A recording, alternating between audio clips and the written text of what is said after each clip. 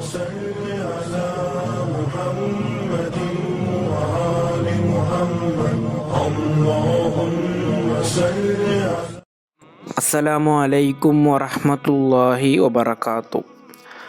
ಬಿಸ್ಮಿಲ್ಲಾ ವಲ್ಹಮ್ದುಲಿಲ್ಲಾ ವಸ್ಸಲಾತು ವಸ್ಸಲಾಮು ಅಲಾ ಅಶ್ರಫಿಲ್ ಮುರ್ಸಲೀನ್ ವ ಅಲಾ ಆಲಿಹಿ ವಸ್ವಹ್ಬಿಹಿ ಅಜ್ಮഈನ್. ಅಮ್ಮಾ ಬಾದ್.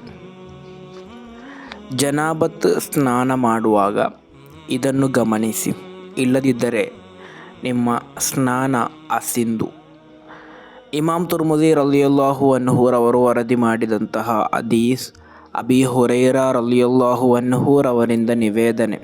ಅನ್ನಬೀನ್ ಸಲ್ಲಲ್ಲಾಹು ಅಲೈಹಿ ವಸಲ್ಲಮ ಕಾಲ, ಪ್ರವಾದಿ ಸಲ್ಲಲ್ಲಾಹು ಅಲೈಹಿ ವಸಲ್ಲಮರು ಹೇಳುತ್ತಾರೆ, ಅಹ್ತ ಕುಲ್ಲ ಶಅರತಿನ್ ಜನಾಬ, ಎಲ್ಲ ಕೂದಲುಗಳ ಕೆಳಭಾಗದಲ್ಲೂ ಕೂಡ ಜನಾಬತ್ ಇದೆ. ಅಂದರೆ ಒಬ್ಬರಿಗೆ ಜನಾಬತ್ತಾದರೆ ಅವನ ಶರೀರ ಪೂರ್ತಿ ಜನಾಬತ್ತಾಗಿದೆ. ಆದ್ದರಿಂದ ಫಗಸಿಲು ಅಶ್ಶಅರ, ನೀವು ಕೂದಲನ್ನು ಕೂಡ ತೊಳೆಯಬೇಕು. ಅಂದರೆ ನೀವು ಸ್ನಾನ ಮಾಡುವಾಗ ಆ ನೀರು ನಿಮ್ಮ ಕೂದಲಿಗೂ ಕೂಡ ಶರೀರದ ಯಾವುದೆಲ್ಲ ಭಾಗದಲ್ಲಿ ಕೂದಲಿದೆಯೋ ಅದಕ್ಕೆಲ್ಲ ತಲುಪಬೇಕು. ಅದೇ ರೀತಿ ಅಂಕುಲ್ ಬಶರ, ನಿಮ್ಮ ಶರೀರದ ಚರ್ಮಗಳೆಲ್ಲವೂ ಕೂಡ ಆ ನೀರಿನಿಂದ ಒದ್ದೆಯಾಗಬೇಕು, ಅಲ್ಲಿಗೆಲ್ಲ ನೀರು ಸ್ಪರ್ಶಿಸಬೇಕು ಎಂದು. ಆದ್ದರಿಂದ ಜನಾಬತ್ ಸ್ನಾನ ಎಂಬುದು ನಾವು ಅತಿ ಹೆಚ್ಚು ಸೂಕ್ಷ್ಮತೆಯಿಂದ ಮಾಡಬೇಕಾದಂತಹ ಒಂದು ಸ್ನಾನವಾಗಿದೆ. ಕಾರಣ ಅದು ಸರಿಯಾಗದಿದ್ದರೆ ಅದರ ನಂತರ ನಾವು ಮಾಡುವಂತಹ ಯಾವುದೇ ನಮಾಜ್ ಆಗಲಿ ಮತ್ತಿತರ ಸತ್ಕರ್ಮವಾಗಲಿ ಸ್ವೀಕಾರ್ಯವಾಗುವುದಿಲ್ಲ. ಪ್ರತ್ಯೇಕವಾಗಿ ಕುರ್ಆನ್ ಸ್ಪರ್ಶಿಸುವುದು ಕೂಡ ಹರಾಮಾಗಿರುತ್ತದೆ. ಆದ್ದರಿಂದ ಜನಾಬತ್ ಸ್ನಾನ ಮಾಡುವಂತಹ ಸಂದರ್ಭದಲ್ಲಿ ನಾವು ಗಮನಿಸಬೇಕಾದದ್ದು ಮೊದಲನೆಯದು ನೀಯತ್ ನಮಗೆ ಇರಬೇಕು.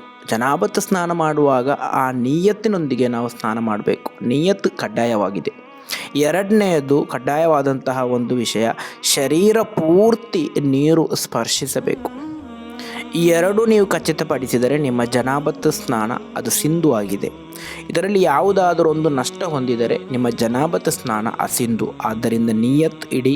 ಅದೇ ರೀತಿ ಶರೀರದ ಪೂರ್ತಿ ಎಲ್ಲ ಭಾಗಕ್ಕೂ ನೀರು ಸ್ಪರ್ಶಿಸಿದೆ ಎಂಬಂತಹ ಖಚಿತ ನಮಗೆ ಇರಲಿ. ಅಲ್ಲಾಹನು ಸ್ವೀಕರಿಸಲಿ. ನಮಗೆ ಜೀವನದಲ್ಲಿ ಬರುವಂತಹ ಜನಾಬತ್ ಸ್ನಾನಗಳೆಲ್ಲವೂ ಕೂಡ ಅಲ್ಲಾಹನು ಪರಿಪೂರ್ಣವಾದಂತಹ ರೀತಿಯಲ್ಲಿ ಆ ಸ್ನಾನವನ್ನು ಮಾಡುವಂತಹ ತೌಫೀಕ್ ನಮಗೆ ನೀಡಿ ಅನುಗ್ರಹಿಸಲಿ. ಅಸ್ಸಲಾಮು ಅಲೈಕುಂ ವರಹಮತುಲ್ಲಾಹಿ ವಬರಕಾತು.